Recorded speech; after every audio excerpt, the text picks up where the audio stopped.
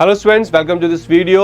सो ACC exam के जब भी रिजल्ट्स आते हैं, बहुत सारे बच्चे हैं जो पास होते हैं, बहुत सारे बच्चे ऐसे भी हैं जो फेल हो जाते हैं। और जब वो फेल हो जाते हैं तो उनका जो फेस है वो कुछ ऐसा हो जाता है और कोई नहीं चाहता कि वो एग्जाम में फेल हो, चाहे वो एसीसी का एग्जाम हो, चाहे वो कोई और एग्जाम हो। सो यहाँ पे हम ग्रूमिंग एजुकेशन अकेडमी और हर कोई यही चाहता है कि एग्जाम का जब रिजल्ट आए तो आपका फेस कुछ ऐसा हो, यानी कि आप खुश रहे। तो इसलिए आज के इस वीडियो में मैं आपको ये बताऊंगा कि आपको अपने एग्जाम्स में किन चीजों का ध्यान रखना है ताकि आपका फेस ऐसा नहीं बल्कि आपका फेस ऐसा हो जब आपका रिजल्ट आए। तो बिल्कुल ध्यान से सुनना, समझना, एक नोटबुक एक पेन भी साथ में लेके बैठना ताकि जो इंपॉर्टेंट चीजें हैं वो आप जरूर अपने साथ लिख सको।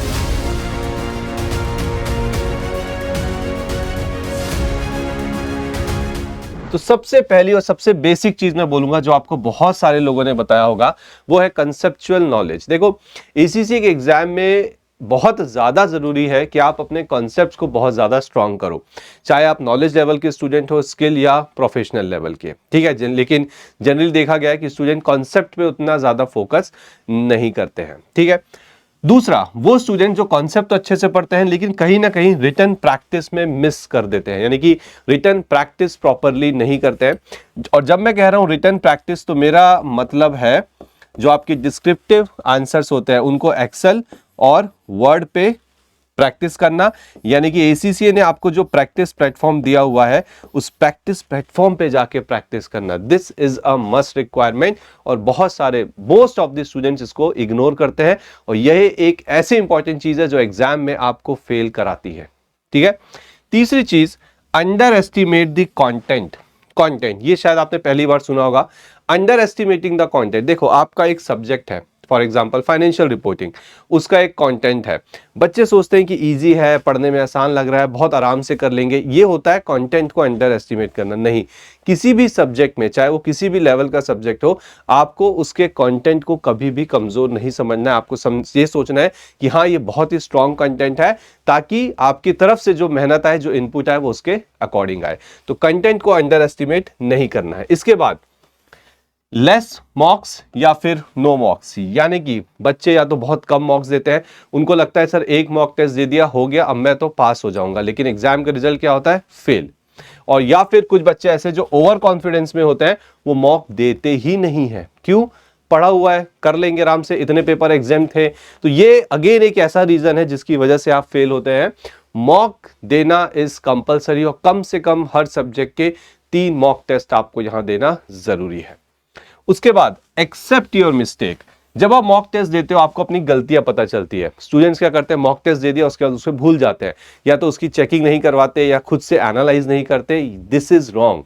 मॉक टेस्ट देने के बाद आपको उसके आंसर्स पता होने चाहिए, उसका एनालिसिस भी आपके सामने होना चाहिए, और जो मिस्टेक्स हुई है उसे एक्सेप्ट करना है कि हाँ, मैंने ये मिस्टेक करी है।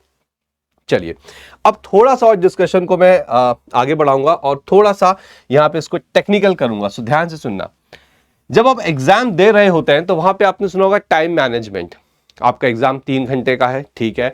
3 घंटे में क्या करना है, कैसे अप्रोच करना है क्वेश्चंस को, इस पे कोई भी ध्यान नहीं देता। वो 3 घंटे एग्जाम के सबसे इंपॉर्टेंट होते हैं, चाहे आप मॉक टेस्ट में बैठे हो, चाहे अपने मेन एग्जाम सेशन में बैठे हो, ठीक है। तो ये जो टाइम मैनेजमेंट है, इसको आपको बहुत ध्यान रखना है कि कैसे मैं अपने टाइम को मैनेज करूं ताकि 3 घंटे के अंदर खत्म हो पेपर। उसके बाद प्लान योर आंसर। तो कंफ्यूज मत होना, प्लान योर आंसर और टाइम मैनेजमेंट में 2 अलग चीज है। जब मैं टाइम मैनेजमेंट की बात कर रहा हूं तब मैं उस पूरे 3 घंटे की बात कर रहा हूं, लेकिन जब मैं प्लान योर आंसर की बात कर रहा हूं तो मैं एक स्पेसिफिक क्वेश्चन के आंसर की बात कर रहा हूं। आप क्वेश्चन पढ़ते हैं, उसकी रिक्वायरमेंट्स पढ़ते हैं, आपको अपना आंसर प्लान करना है कि हाँ, मैं इस आंसर को कैसे लिखूंगा, पहले ये आएगा, फिर ये आएगा, देन ये, और फिर मैं कंक्लूड करूंगा। इसको बोलते हैं आंसर की प्लानिंग। ये करने के बाद आंसर राइटिंग होनी चाहिए, और बच्चे नहीं करते, वो सीधे आंसर को लिखना स्टार्ट कर देते हैं। कोई वहां पे एक स्ट्रक्चर नहीं होता, अगर स्ट्रक्चर नहीं होगा तो मार्क्स भी आपको नहीं मिलेंगे। उसके बाद all requirement should be answered. आपको हर एक रिक्वायरमेंट की आंसर देनी है। कई बार डिस्क्रिप्टिव क्वेश्चन में रिक्वायरमेंट 1 नहीं 2 3 4 5 भी होती है। बच्चे 1 2 का आंसर कर दिया, 3 का कर दिया, बाकी छोड़ दिया। नहीं, हर एक रिक्वायरमेंट का आंसर देना, और ये तभी पॉसिबल है जब आपने अपने आंसर को प्लान किया हो। अगर आपने टाइम मैनेजमेंट किया है। Last but not the least, generalised answer. Generalised answer से मेरा मतलब है कि अगर आपके पास एक डिस्क्रिप्टिव क्वेश्चन है या वो केस स्टडी वाला क्वेश्चन है, आप उसका जनरल आंसर नहीं लिख सकते। आपका आंसर केस से डायरेक्ट कनेक्टेड होना चाहिए। इसका मतलब ये नहीं है, जो बहुत से बच्चों को लगता है कि मेरे आंसर में केस में जिस कंपनी का नाम है मैं उतना लिख दूंगा। नहीं, आपका आंसर केस से कनेक्ट होना चाहिए। आप जो भी आंसर लिख रहे हैं, जो भी समझा रहे हैं उसके अंदर, उसमें केस में क्या लिखा है, क्या सिचुएशन है, वो चीज रिफ्लेक्ट होनी चाहिए, तब आपको मिलते हैं आपके फुल मार्क्स। तो ये कुछ पॉइंट्स थे, मुझे लगता है बहुत इंपॉर्टेंट पॉइंट्स थे। अगर आप इन इंपॉर्टेंट पॉइंट्स में अपने एग्जाम से पहले काम करते हो, ट्रस्ट मी बहुत ज्यादा बेनिफिट होगा। इसलिए ये वीडियो मैंने अभी बनाई है, ताकि आपके एग्जाम को अभी थोड़ा वक्त है, इन चीजों का ध्यान रखिए एग्जाम से पहले और एग्जाम के समय पे, ताकि आपको अच्छे मार्क्स यहां पर मिले। सो आई होप सारे पॉइंट समझ में आ चुके हैं, और इंपॉर्टेंट पॉइंट्स जो इसमें से थे, जो आप गलतियां करते होंगे, वो आपने अपनी नोटबुक में लिखे होगा। तो मिलते हैं नेक्स्ट वीडियो में। Thank you very much.